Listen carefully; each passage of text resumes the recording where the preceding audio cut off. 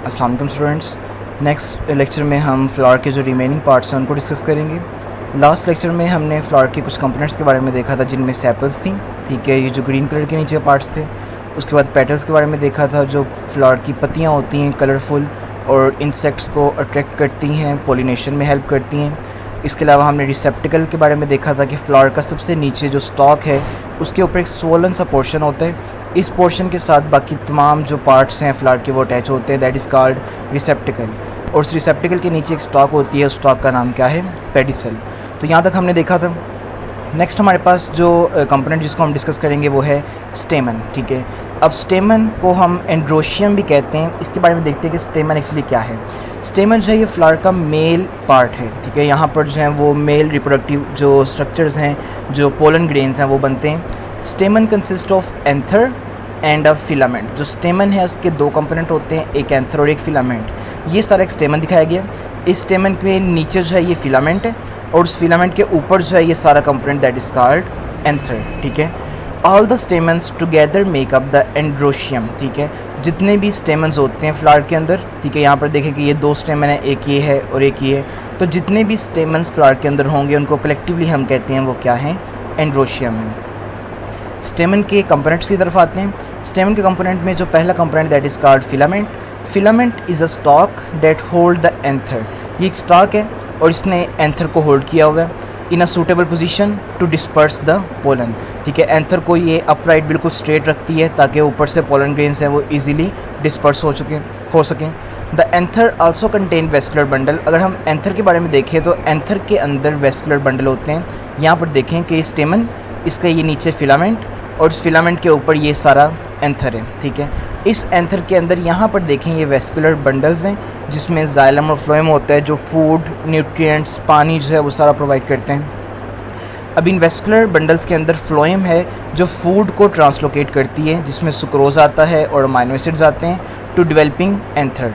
Sucrose provide the energy for cell division and amino acid are used for synthesis of protein and new protoplasm. तो cell इस anther के अंदर जो pollen grains बन रहे होते हैं, छोटे छोटे जर्रे बन रहे होते हैं पोलन ग्रेन्स के, उन पोलन ग्रेन्स को न्यूट्रिएंट्स जो है वो प्रोवाइड करते हैं कौन? वेस्कुलर बंडल्स, ठीक है।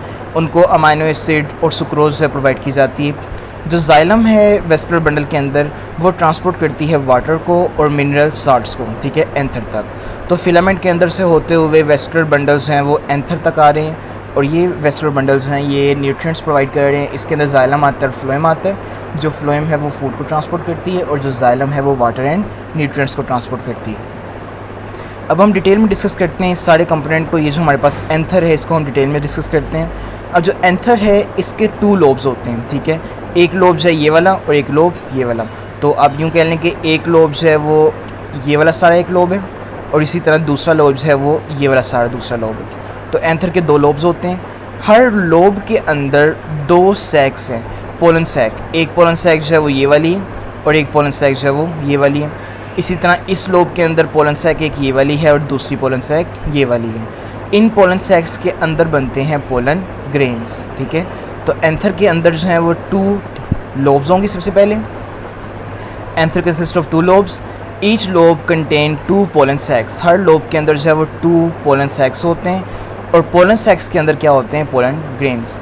The anther produce pollen grains. When the anther mature it split open to release the pollen. जब एंथर मेच्योर हो जाता है तो ये स्प्लिट कर जाता है, ऊपर से ओपन हो जाता है, ठीक है। यहाँ से स्प्लिट कर जाता है और इसके अंदर से पोलन ग्रेन्स जो हैं वो बाहर निकल जाते हैं, ठीक है। अब पोलन ग्रेन एक्चुअली क्या होता है? ये जो छोटा सा ज़र्रा है, अगर इसको हम माइक्रोस्कोप के नीचे देखें तो ये पोलन ग्रेन का सारा स्ट्रक्चर है। इसके अंदर जो है वो दो न्यूक्लियस होते हैं। पहले वाला पोलन ट्यूब न्यूक्लियस है और दूसरा जनरेटिव न्यूक्लियस है और ये एक्चुअली मेल गेमीट है ये, ठीक है। मैच्योर पोलन ग्रेन एक्चुअली क्या है? मेल गेमीट है। तो पोलन ग्रेन के बारे में देखते हैं। Pollen grain contain the male gamete which are produced by meiosis. Gamete जब भी बनते हैं वो मियोसिस से बनते हैं। The nuclei of pollen grain contain the haploid number of chromosomes. और ये भी आपको पता है कि गेमीट्स जब भी मियोसिस से बनते हैं तो उनका क्रोमोसोम नंबर हाफ होते हैं, हैप्लॉइड होते हैं। Each pollen grain have two nuclei. पहला कौन सा है? जनरेटिव न्यूक्लियाई और दूसरा जो है वो पोलन ट्यूब न्यूक्लियाई, या इसी को हम कहते हैं वेजिटेटिव न्यूक्लियाई। तो एक पोलन ग्रेन के अंदर ये दो तरह के न्यूक्लियाई होते हैं। इनका फंक्शन क्या है ये हम आगे जाकर देखेंगे, फर्टिलाइजेशन में हेल्प करते हैं। तो ये एक छोटा सा पोलन ग्रेन है जिसके अंदर जो मेल गेमीट है और इसके अंदर दो तरह के न्यूक्लियस होते हैं। पहला पोलन ट्यूब न्यूक्लियस है और दूसरा कौन सा है, जनरेटिव न्यूक्लियस है। ठीक है, तो यहाँ पर जो मेल रिप्रोडक्टिव जो आर्गन है, जो फ्लावर का मेल कंपोनेंट है जहाँ पे मेल गेमीट्स बनते हैं, वो क्लियर हो जाता है। नेक्स्ट लेक्चर में हम देखेंगे कार्पल्स के बारे में, जो फीमेल पार्ट है फ्लावर का जिसके अंदर फीमेल गेमीट्स बनते हैं, उसको हम इंशाल्लाह नेक्स्ट लेक्चर में डिस्कस करेंगे।